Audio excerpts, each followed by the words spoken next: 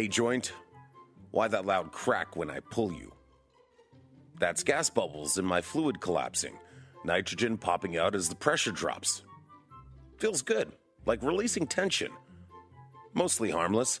It takes about 20 minutes for the bubbles to reform so I can crack again. Everyone says this causes arthritis. Is that true? Nah, total myth. Studies show no link, even in folks who crack daily for years. One doctor cracked only one hand for over 60 years. No difference in arthritis between his hands. Do it a lot? Any downsides?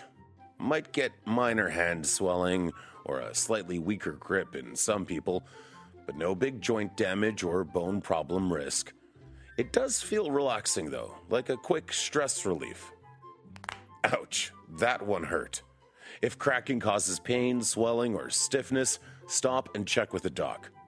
Could signal an injury or hit an issue. But normal popping without pain? You're fine.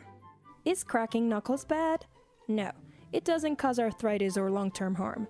The sound is just gas bubbles in joint fluid.